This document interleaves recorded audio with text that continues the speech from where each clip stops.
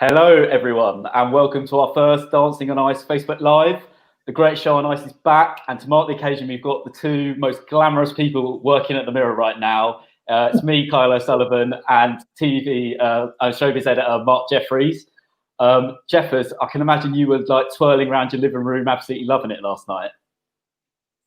Well, funnily enough, Dancing on Ice isn't always my favourite reality TV show, but I thought last night's show was really good. And given we're in lockdown and everything, we kind of need some excitement. There's no Strictly, there's nothing else.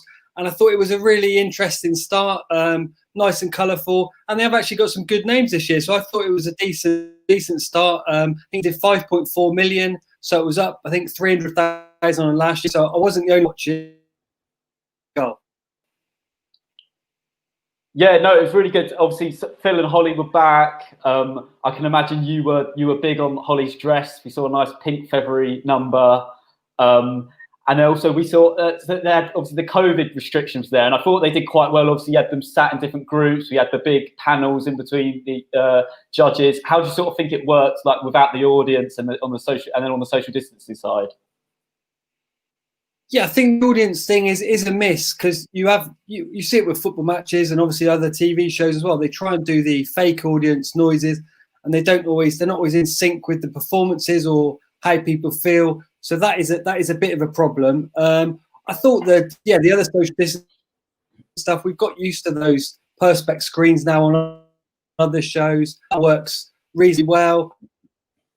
It looks a bit odd when the skaters were all on those tables, quite a long way apart, but it worked okay. And generally, I thought the show, it did a pretty good job under the circumstances. I thought also visually, whether they've added in some extra screens, but some of the performances worked really well with those huge electronic screens. The likes of Rufus Sound, Lady Leisha. I thought they really utilised those extra screens that maybe wouldn't have been there if there was a crowd. So I thought some of the dancing performances maybe were enhanced by having extra screens, and it was just bits in between, maybe talking to some of the dance and stuff. It looks a little bit awkward, but it was okay. I thought it was pretty well. Obviously, look into the performances. There was a lot of chat about Rebecca Vardy obviously going in there, and she put on a pretty good performance. What did you make of her? And also Jamie, his bit of a weird little cameo. Yeah, it was interesting. He didn't seem very excited or very upbeat. I mean, you wouldn't be if you had that many kids to look after, I suppose, and you were away for a few days to London or whatever. But it is good. I like having Jamie there as a football fan myself. It's another element. I like having him there as much as sort of Rebecca in some ways, just because it's a sort of nice insight into their life, and we wouldn't get that if it was just sort of at the studio. Jamie would just be there in the audience, but almost having him from home, I think was almost better. I thought Rebecca did reasonably well in her skating.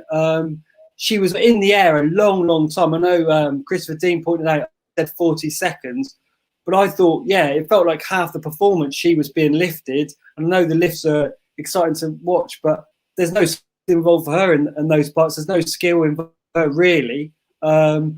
And she has skated before. She talked to us last week about skating as a child. So she has got some skills. And so I think in terms of her actual performance, I'd like to see her certainly when we get into the next week kind of thing. Yeah, definitely. I mean, I think me and a lot of other fantasy football team managers were a bit concerned. We were like, is Jamie's hamstring going to be all right for the game midweek? But so we had her. We had, speaking of injury, we've had quite a lot of injuries. There was Denise with her arm, Becky sliced her partner Andy's face, Lady Sherva knee, Graham injured his partner. Is this the most dangerous show on TV? Well, it's the one where there is we run things like strict other reality TV, other sort of shows, but this one, they can actually really hurt themselves. And if they do sort of get sliced, or if they do fall for the whole series, and maybe their career is here. So there is a little bit of jeopardy, and I think if we're honest, a lot of us are watching for that jeopardy. We saw one faller last night, and I think it is quite good. One of the things early on, as long as they're not seriously hurt, it's quite fun to see a celebrity fall over. I thought Denise's performance was really impacted by that shoulder injury. I think she said she had a dislocation of the shoulder That was in training on Friday, and you could see her sort of wincing a bit during the performance, and they had to change the routine. It really, I think, must have impacted it because she's very confident on the ice either, and I wonder whether she's going to be able to overcome that, because she was saying she was very scared going into the show. And obviously, a big fall like that is going to have a lot of impact. Maybe it's going to take 2, 3, 4 weeks before she's got that confidence back. So I think that'll be a real worry if you were hoping. She's going to have a work cut now, I think. Yeah, definitely. As you say, I think was it 2 years ago, Gemma Collins falling over was the highlight of the year. So yeah, hoping for more of that, but yeah, not too badly injured. So obviously there was a few changes to the system last night. We had the introduction of this golden ticket. Did you think it was a valuable addition? I quite like the sound of it when I heard about it, but then when it happened, I mean, it produced a good moment, didn't it? Because we had Rufus, had a bit of a pop at the government. I thought that was quite good, and Rufus has been very keen to say how he doesn't really care about doing the skating; he's doing it for the money. And what we saw there was some real emotion. He has invested a lot of time in training, and that was sort of his emotion coming out that it's gone quite well, and people think what he did was good. I suppose what I would like to see is I'd like to see the golden ticket used in a different way, or I don't know how it could have maybe been used to help this, but I don't know if we're going to come on to this. But I thought Lady Leisha's performance was brilliant, probably my favourite of the night. And yet we see at the end of the show, she's now in the skate off, and she joint top scored, and it feels quite unfair that she's down there. So in some ways, I wish the ticket could have been used for her. I guess if I had a second choice, it probably would have been Rufus, and so it was good in that sense. But I think I don't know if it necessarily needs that. It felt quite gimmicky. I suppose what I'd like to see is more skating. I think it's a long show to only have 6 performances. I'd love to see all 12. Let's get on with it and let's get them all skating straight away. Yeah, because I mean, what was it? There seemed to be like one advert break after each skater. It got a bit. Yeah, you just want to actually see some action. Yeah, you get the impression they are going to use that golden ticket to sort of put maybe like the comedy act through. But whether, I mean, because you'd think the favourite would go through anyway. And what did you think of the scoring? I mean, as you said, like a few people were saying, Lady Lucia got unfairly marked. It was too sort of Denise was too harsh. Taking marks off the stumbles at this stage was a bit harsh. How did you think the judges did? Yeah, I mean, I thought they bottled the scoring a bit. Really, they gave, I think it was 3x25, and I appreciate at this stage there's not going to be really high marking, but I felt they gave too many people the same marks. That there has to be some difference in those performances. I think Jason early on, it looked like it was okay, but then as the performances went on, I felt like his was maybe a bit safe.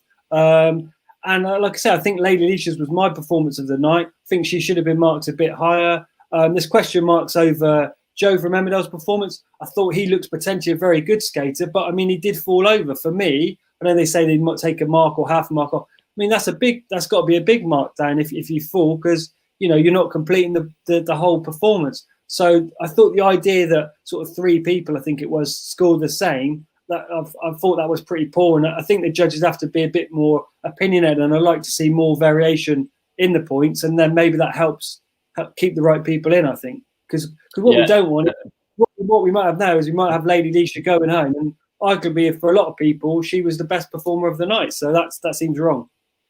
Completely agree. I say it's very odd that 4 of them all got the same score. And what did you? So another point, a lot of people were talking about on Twitter was so obviously we have Sam Matterface commentating. Obviously, we'll be famous to football fans, the face that matters. And he kept making little like slide digs and little gags. A few people not happy with that. What did you think? Is it fun, or is he going a bit too far?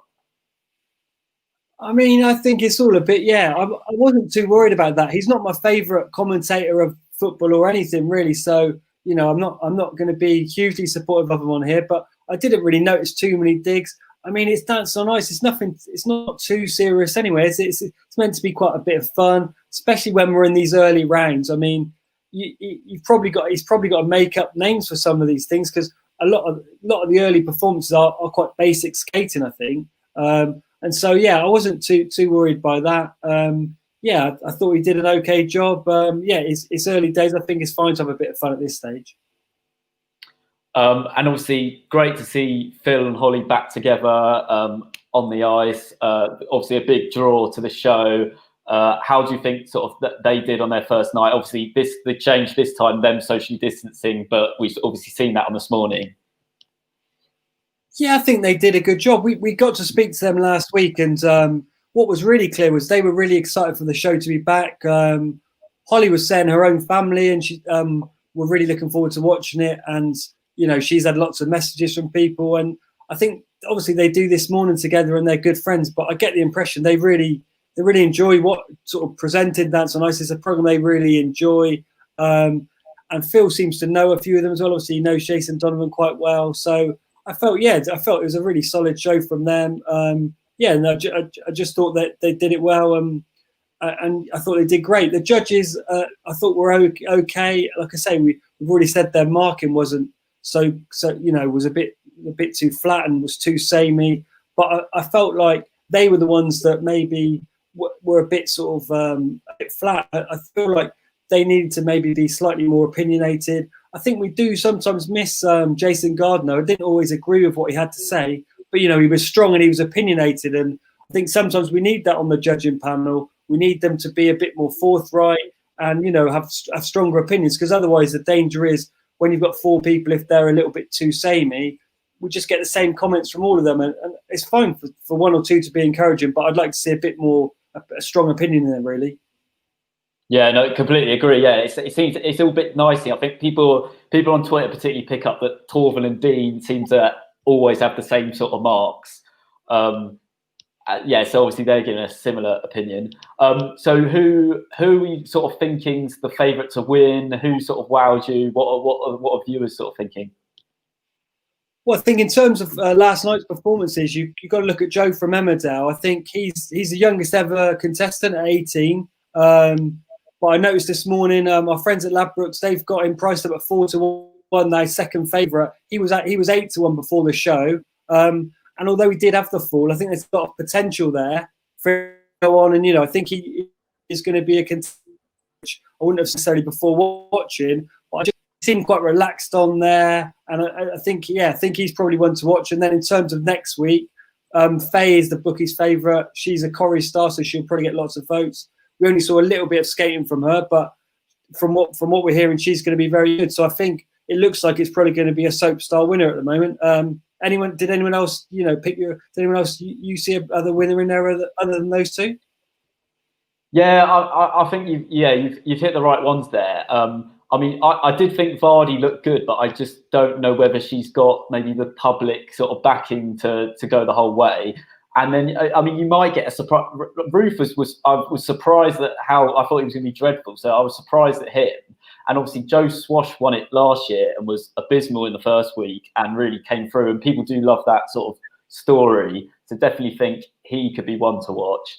And who do you sort of, obviously, we know who's going to be in the dance-off. We've got another one coming next week. Is there any sort of, we saw the few of them have a little group dance. Is there anyone there that we think is going to be good or going to be bad? Who do you think could go next week? Yeah, it's quite hard to call next week because there's still a few favourites in there. You've got Mylene, who I think she's going to have big support. She's got a big fan base. Graham, I think it is, he's chair partner, so that's going to be quite difficult. But he is naturally he's an Olympic skier. I know that's not skating, but I just imagine he's going to be quite good as well. So it's quite difficult to call next week. I think you make a really good point about Rufus, though, in the sense that he's already got a bit of following from the comments he made. I thought his dance was really fun. He's also, hate to use a J word, but we could see a real journey with him.